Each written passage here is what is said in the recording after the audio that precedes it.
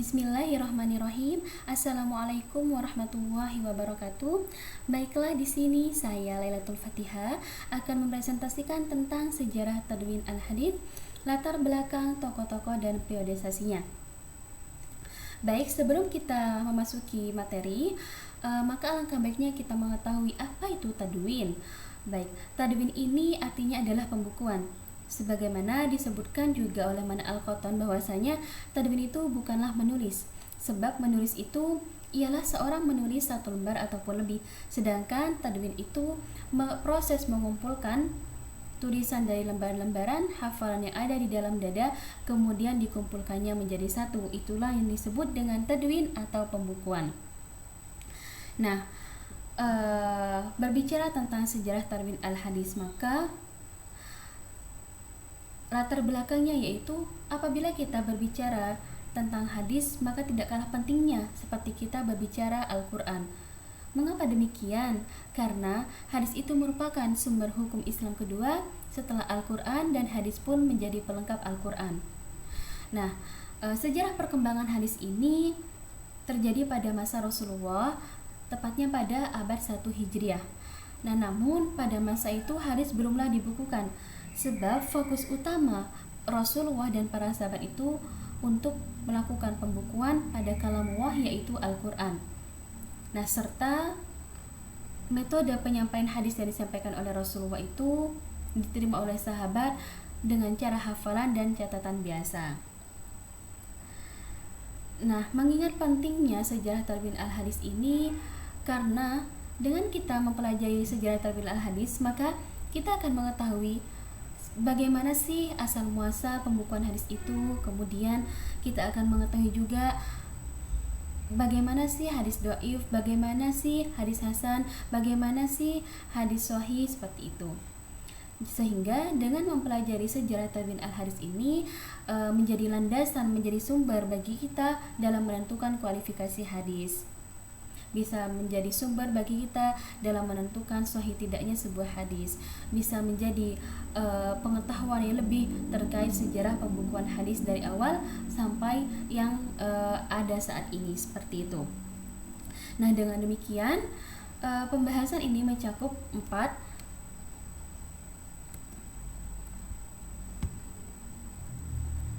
Yang pertama yaitu sejarah hadis sebelum dibukukan, dan yang kedua adalah perbedaan pendapat terkait penulisan hadis, yang ketiga periodisasi pembukuan hadis hingga perkembangan fikih, dan yang terakhir adalah tokoh-tokoh pembukuan hadis. Baik, memasuki sebab pertama yaitu sejarah hadis sebelum dibukukan. Nah, seperti yang awal saya utarakan bahwasanya setiap kali kita berbicara tentang hadis, maka tidak jauh dari kehidupan Rasulullah, sehingga masa turunnya wahyu kepada Nabi Muhammad ini termasuk dalam masa wurudnya hadis Nabi. Nah, jika turunnya Al-Quran itu disebut dengan nuzulul Quran, maka jika hadis disebut dengan wurud al-hadis. Sehingga apa yang didengar, apa yang dilihat, apa yang dirasa oleh para sahabat terkait Nabi Muhammad itu dijadikan pedoman dalam ibadah mereka. Nah, berikut saya tuliskan peta konsep terkait sejarah hadis sebelum dibukukan.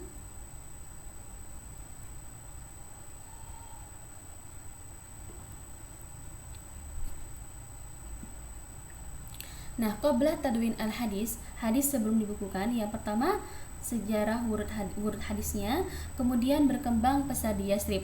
Nah, di mana Rasulullah SAW ketika berada di Yastrib itu hadis memiliki perkembangan yang sangat pesat.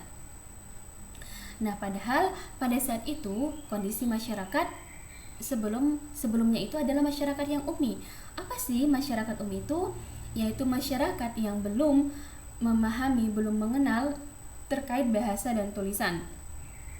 Nah, dengan demikian Rasulullah ini diutus untuk menyampaikan, untuk mengajarkan, untuk merubah masyarakat tersebut agar bisa mempelajari, agar bisa mengerti, agar bisa memahami bahasa dan tulisan, hingga terjadilah perkembangan ilmu. Seperti yang termaktub dalam surah Al-Jumu'ah ayat 2, A'udzu billahi minasyaitonir rajim. Huwallazi ba'atsa fil ummiyina rasulan minhum yatlu 'alaihim ayatihi wa yuzakkihim wa yu'allimuhumul kitaba wal hikmah wa in kanu min qablu lafi dhalalin mubin. Yang artinya, dialah yang mengutus kepada kaum yang buta huruf seorang rasul di antara mereka yang membacakan ayat-ayatnya kepada mereka, mensucikan mereka dan mengajarkan mereka kitab dan as-sunnah, dan sesungguhnya mereka sebelumnya benar-benar dalam kesesatan yang nyata. Baik, dari ayat ini sudah jelas bahwasanya kondisi masyarakat sebelum itu benar-benar dalam keadaan sesat. Mengapa dikatakan demikian? Karena mereka benar-benar berada dalam kondisi yang tidak mengenal bahasa, tidak mengenal tulisan, seperti itu. Kemudian mereka baru mengenal semua itu setelah Rasulullah turun. Rasulullah memberikan pengajaran kepada mereka terkait mengajarkan kitab, mengajarkan as-sunnah, kemudian membacakan ayat-ayatnya kepada mereka, sehingga bisa dikatakan bahwa setelah turunnya ayat ini, proses tulis-menulis itu menjadi aktivitas bagi para sahabat dan juga pengajaran bagi masyarakat Islam pada saat itu.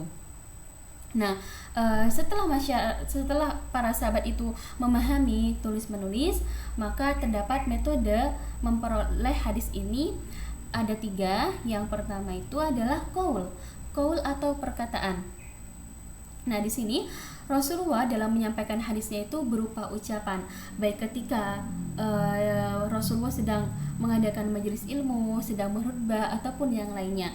Nah, dalam penyampaiannya itu Rasulullah tidak hanya menyampaikan 1 kali, melainkan Rasulullah menyampaikan hingga 3 kali. Maksudnya itu agar para sahabat itu benar-benar memahami ucapan Rasulullah hingga masuk ke dalam dada mereka. Artinya benar-benar fahim, benar-benar udah fasih dan juga fasih dalam menghafalnya, seperti itu. Nah, kemudian yang kedua adalah media tertulis.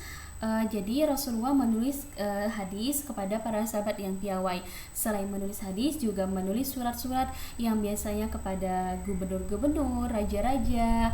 Itu beliau memerintahkan sahabat yang pandai dalam hal tulis-menulis. Yang ketiga yaitu fi'il atau perbuatan. Nah, jadi selain qaul dan tertulis, juga melakukan praktek langsung. Jadi Rasulullah mencontohkan di depan para sahabat, misalnya terkait tentang tata cara sholat, tata cara wudhu ataupun ibadah lainnya. Jadi dengan metode 3 ini, para sahabat itu benar-benar mendapatkan dan benar-benar memperoleh sebuah hadis itu langsung di hadapan Nabi. Jadi benar-benar hadisnya itu insya Allah hadis yang sahih, benar-benar real dari ucapan dan dari perbuatan Nabi Muhammad SAW. Nah, akan tetapi semua ini berubah setelah Rasulullah wafat, sehingga para sahabat itu yang awalnya ketika mendapatkan suatu peristiwa yang tidak mereka pahami, maka akan menanyakan kepada Rasulullah. Namun setelah Rasulullah wafat, maka beliau sangat berhati-hati dalam menerima dan meriwayatkan sebuah hadis. Kita memasuki ke pembahasan kedua, yaitu pelarangan penulisan hadis.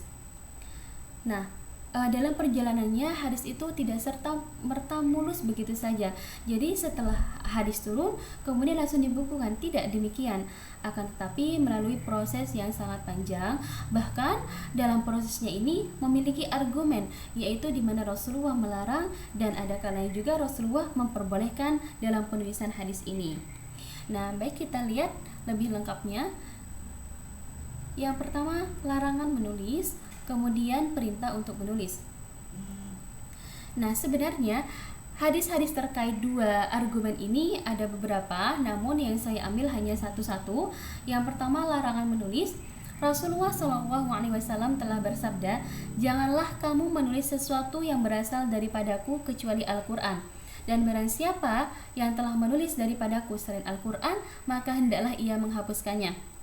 Baik, berdasar dari hadis ini dapat kita ketahui bahwasanya larangan Rasulullah ini diperuntukkan karena Rasulullah khawatir akan tercampurnya Al-Quran dan Al-Hadis. Kemudian larangan ini sifatnya umum bagi para sahabat dan khusus bagi para sahabat yang memiliki kepiawaian dalam hal tulis-menulis.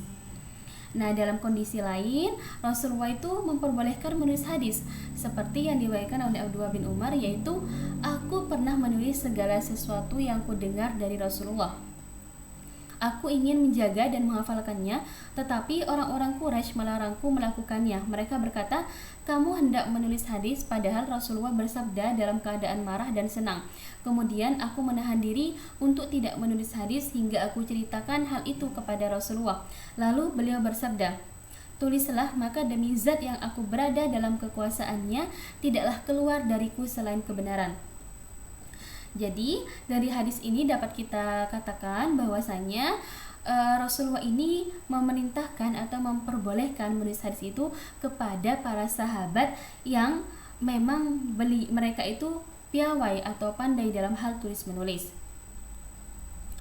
Nah, selain itu terdapat juga pendapat bahwasanya hadis tentang larangan menulis itu dinasa oleh hadis perintah menulis.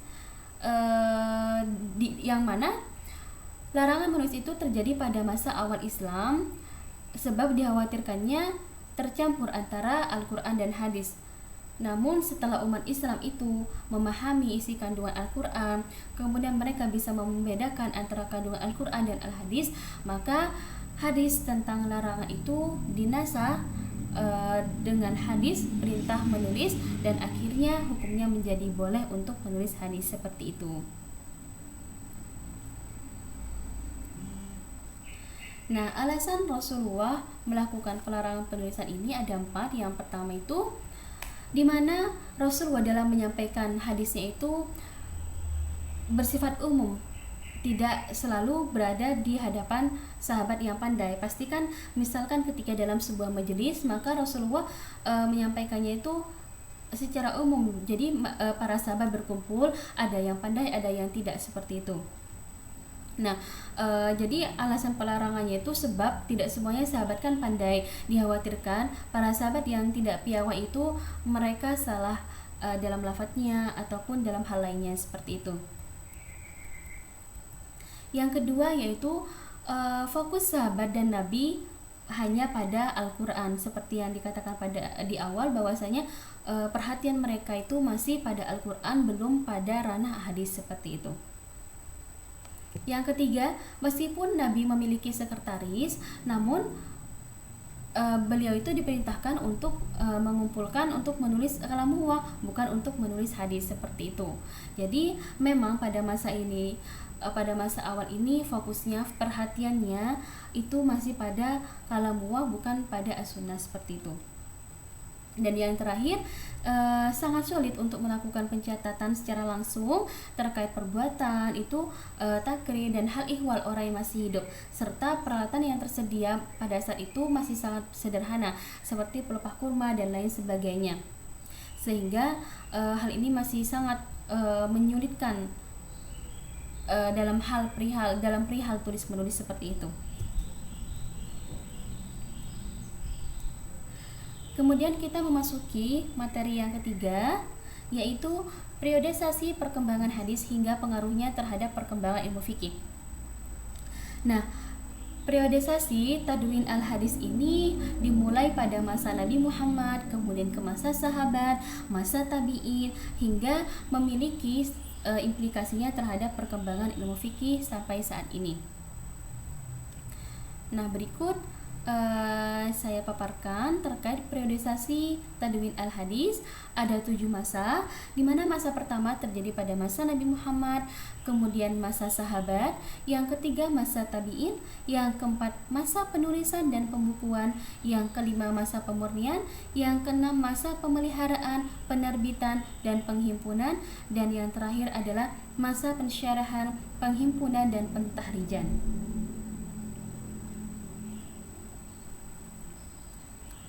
Baik, kita memasuki ke masa pertama, yaitu masa Nabi Muhammad, atau disebut dengan Asru al-Wahyi wa al-Takwin, masa turun wahyu dan pembentukan masyarakat Islam. Seperti disebutkan di awal bahwa masa turunnya wahyu itu juga masuk dengan masa wurudnya hadis.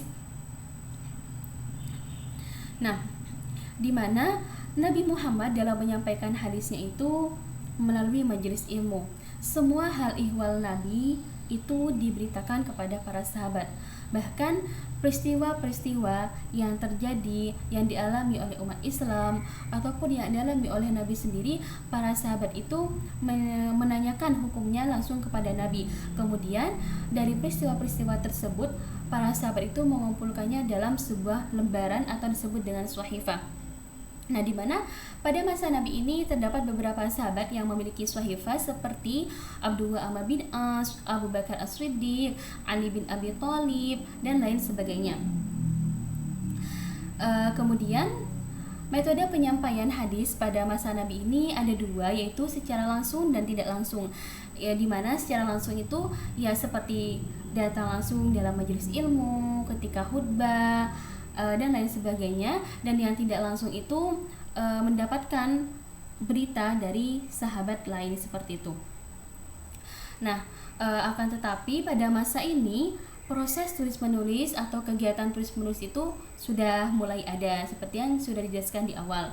Nah, dengan demikian dapat disimpulkan bahwasanya pada masa Nabi Muhammad ini hadis masih belum dibukukan, sebab fokus masa Nabi ini pada proses pembukuan Al-Quran, seperti itu.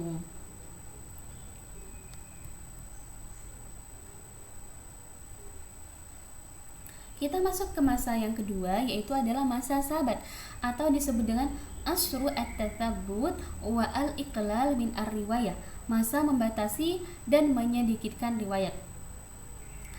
Di mana pada masa ini hadis masih belum mendapatkan perhatian khusus, namun kegiatan periwayatan hadis itu sudah mulai berkembang meskipun masih sedikit. Nah, usaha yang dilakukan para sahabat itu dalam membatasi sebuah periwayatan hadis itu disebabkan karena kondisi politik saat itu mempengaruhi pengajaran dan penyebarluasan periwayatan hadis, sehingga para khulafaur rasyidin seperti Abu Bakar, Umar, Utsman, dan Ali itu mereka benar-benar berhati-hati dalam melakukan dan menerima periwayatan hadis. Nah, dengan demikian pada masa sahabat ini terdapat dua cara dalam melakukan periwayatan, yaitu secara lafdi dan secara maknawi. Apa itu secara lafdi? Jadi di sini para sahabat itu melakukan periwayatan lafadznya yang benar-benar dari Nabi, dan yang mereka hafal juga benar-benar dari Nabi. Kemudian secara maknawi itu apa? Jadi para sahabat meriwayatkan maknanya saja, sebab mereka itu tidak hafal lafadznya yang asli dari Nabi, seperti itu.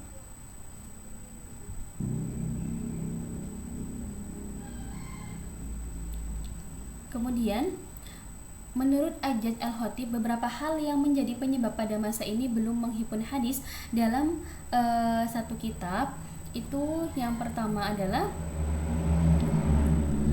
agar perhatian umat Islam itu tidak berpaling dari Al-Quran. Makanya proses penghimpunan itu tidak dilakukan langsung dua kali, maksudnya satunya Al-Quran, satunya Al-Hadis, tetapi difokuskan satu persatu agar perhatian umat Islam juga terfokus dan juga mereka mudah memahami, mudah mengetahui isi kandungan Al-Quran dan juga isi kandungan hadis, seperti itu.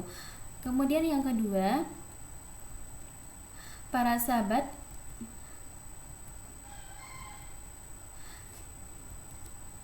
karena wilayah Islam sudah semakin meluas, maka para sahabat pun juga sudah mulai tersebar di beberapa wilayah Islam tersebut, sehingga sangat susah untuk mengumpulkan hadis-hadis yang didapat dari mereka itu.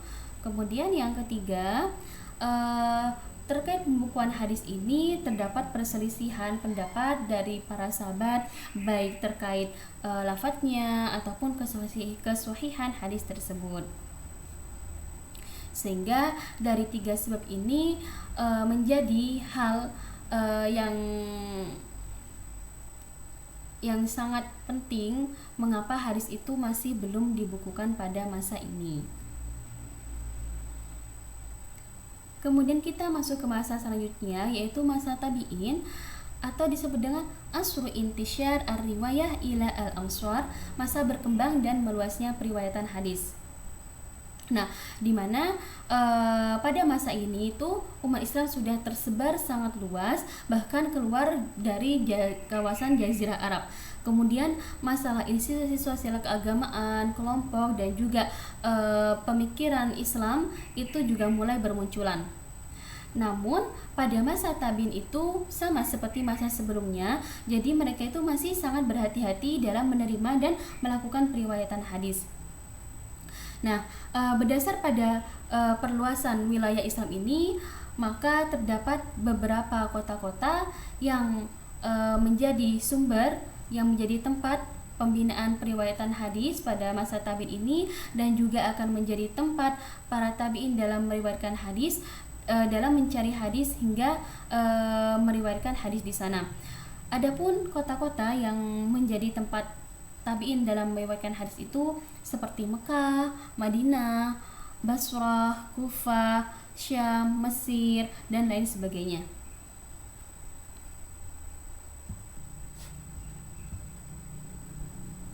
Selanjutnya adalah masa penulisan dan pembukuan hadis. Nah, di mana masa penulisan dan pembukuan hadis secara resmi itu terjadi pada periode Abdullah Umar bin Abdul Aziz. Nah, beliau ini memerintahkan Ibnu Huzam yaitu dengan berkata, periksalah hadis-hadis Rasul Shallallahu Alaihi Wasallam, kemudian tulislah. Aku khawatir akan lenyapnya ilmu dengan meninggalnya para ulama, dan janganlah kamu terima kecuali hadis Rasul Shallallahu Alaihi Wasallam. Nah, di sini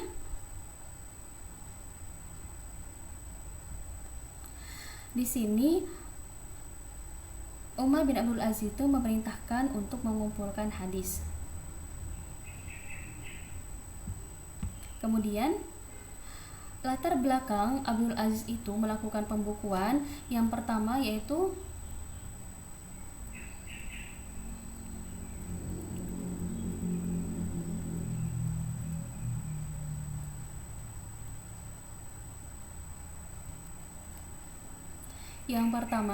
karena beliau itu khawatir hadis itu akan hilang, akan lenyap dari pembendaharaan masyarakat karena belum sempat dibukukan. Kemudian yang kedua itu keinginan beliau itu untuk menjaga, untuk melindungi, untuk membersihkan hadis-hadis dari hadis-hadis yang maudhu. Kemudian juga kenapa di masa Nabi dan di masa sahabat itu belum terkumpul, sebab khawatir akan bercampur dengan Al-Quran. Nah, kemudian setelah kekhawatiran itu hilang, karena Al-Quran itu sudah berkumpul, sudah terkumpul menjadi satu mushaf dan tersebar ke seluruh pelosok, maka baru diperbolehkan melakukan penulisan dan pembukuan hadis itu. Dan yang terakhir itu beliau juga khawatir dengan hilangnya, dengan wafatnya para ulama di medan perang itu, maka juga hadis-hadis yang ada dalam diri mereka itu juga hilang. Oleh karenanya Abdul Aziz ini segera melakukan pembukuan hadis, tujuannya agar kualitas, agar hadis itu tetap terjaga dan juga tetap ada serta bisa dibukukan seperti itu.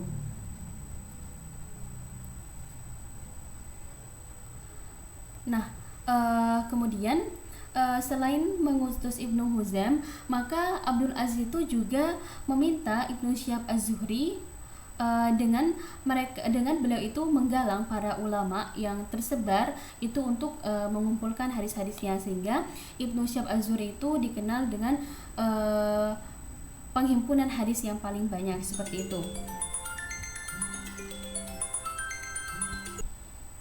Nah, kemudian apa yang dilakukan oleh Ibnu Huzam, kemudian yang dilakukan oleh Ibnu Syihab Az-Zuhri itu tetap dilakukan sampai sekarang, di mana dilakukan oleh para ulama dalam mengumpulkan sebuah hadis. Proses pengumpulan hadis, proses penghimpunan hadis-hadis pada masa itu juga bertepatan dengan proses penghimpunan ilmu-ilmu agama seperti ilmu fikih, ilmu kalam, dan lain sebagainya. Oleh karenanya, pada masa ini disebut dengan masa tadwin atau masa pembukuan.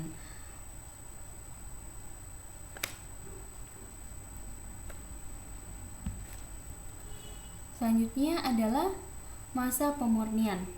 Nah, di mana pada masa sebelumnya itu hadis-hadis masih tercampur dengan fatwa para sahabat dan para tabi'in. Jadi masih belum tersaring, masih belum dipisahkan mana yang hadis sahih, mana yang dhaif, mana yang hasan, mana yang mauquf, mana yang marfu, mana yang maktub, seperti itu.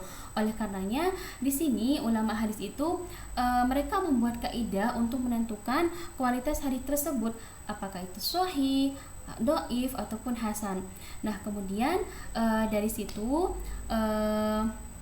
maka muncullah ilmu dirayah dan terkumpul menjadi kutub as-sittah. Kutub as-sittah ini berisi 6 kitab. Yang pertama Jami'us Shahih, itu milik Imam Bukhari, Jami'us Shahih Imam Muslim, Sunan Abu Dawud, Sunan Tirmidzi, Sunan Nasa'i, dan Sunan Ibnu Majah. Nah, di mana kutub as-sittah ini menjadi induk dan tempat menuju kitab-kitab yang akan datang. Nah, karena kitab yang 6 ini terkenal kitab-kitabnya sahih, sehingga bisa dijadikan sebagai landasan, bisa dijadikan sebagai sumber dalam mencari hadis, menjadi kitab yang merujuk untuk dicari para ulama selanjutnya, seperti itu. Kemudian masa pemeliharaan, penerbitan, dan penghimpunan. Jadi di sini para ulama itu mengembangkan hadis, usahanya dalam mengembangkan hadis itu dengan menyusun karya-karya itu menggunakan metode sebelumnya, seperti menyusun kitab sahih dan sunan, kemudian menyusun mu'jam, kemudian mensyarah hadis yang berkaitan dengan sanad dan matan, ataupun dengan menstahraj hadis, seperti itu. Nah, kita masuk kepada masa yang terakhir, yaitu masa pensyarahan, masa penghimpunan, dan pentahrijan. Jadi masa terakhir ini masih lanjutan dari masa sebelumnya, di mana pada masa ini ulama itu mulai menyusun hadis-hadis, kemudian memperbaharui kitab-kitab mustakhraj dengan cara membagi sesuai kualitasnya, mana yang sahih, mana yang dhaif, mana yang hasan. Jadi hadis-hadisnya benar-benar dibagi biar tertata rapi susunannya. Kemudian juga mulai menyusun hadis itu berdasarkan tema, apakah tema itu terkait dengan misalkan bab fikih, kemudian bab akhlak, dan lain sebagainya, sehingga proses pentadwinan dari masa Nabi sampai masa pentahrijan ini benar-benar melalui proses yang sangat panjang, sehingga umat Islam itu dapat menerima jadinya langsung dengan kita mengetahui hadis ini bagian hadis sahih, kemudian hadis dhaif, dan juga sudah sesuai dengan tema. Misalkan kita mencari tentang hadis fikih terdapat dalam kitab ini, seperti itu.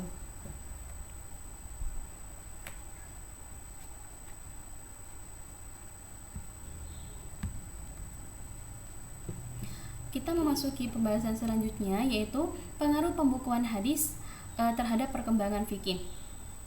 Nah, di mana kita mengetahui bahwasanya di awal sudah disebutkan hadis itu merupakan sumber hukum kedua setelah Al-Quran dan juga menjadi pelengkap Al-Quran, sehingga hadis dapat dijadikan sebagai landasan, dapat dijadikan sebagai pedoman, dapat dijadikan sebagai sumber dalam menetapkan hukum-hukum fikih dan menjadi dasar sumber rujukan hukum fikih, seperti itu.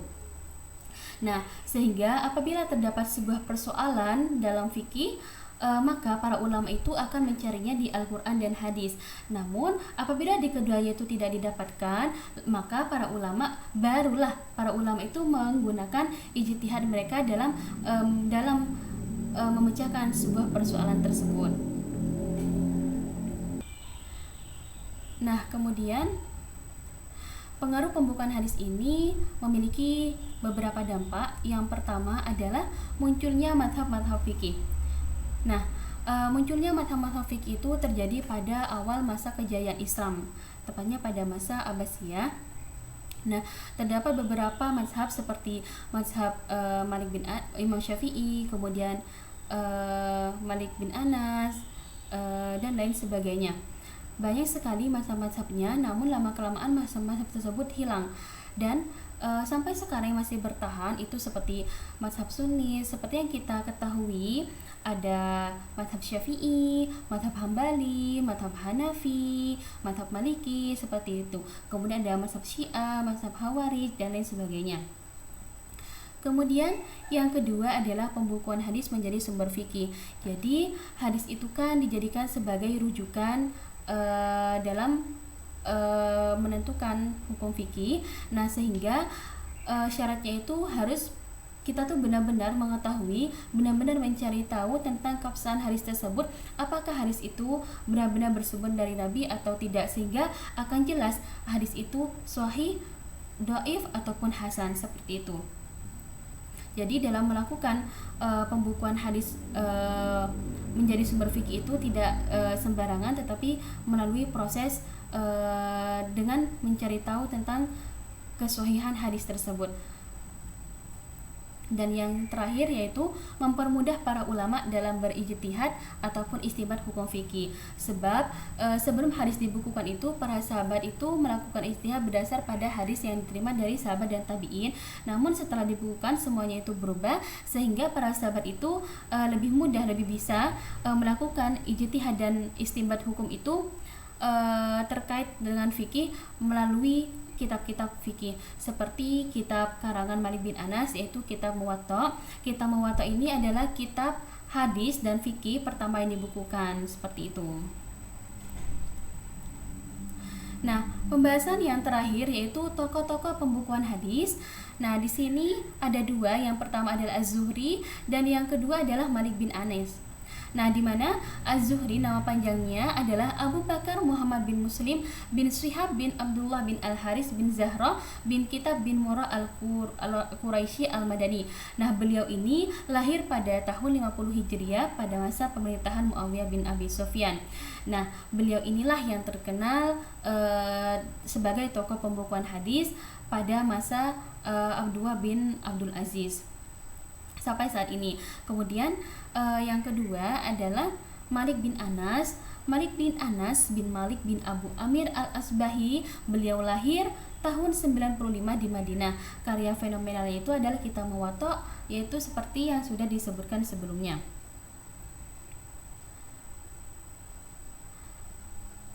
Nah, mungkin ini dapat saya sampaikan kesimpulan dari materi hari ini, bahwasanya dari pembukuan hadis itu bisa dijadikan sebagai ilmu pengetahuan, dengan kita bisa memperoleh, memahami, mengetahui lebih dalam terkait pembukuan hadis itu seperti apa. Kita bisa mengetahui tentang kualifikasi hadis, apakah hadis itu sahih, dhaif ataupun hasan, sehingga kita tidak terjerumus dalam hadis-hadis dhaif yang bertebaran seperti sekarang ini. Nah, mungkin demikian yang dapat saya sampaikan. Kurang dan lebihnya saya mohon maaf. Wassalamualaikum warahmatullahi wabarakatuh.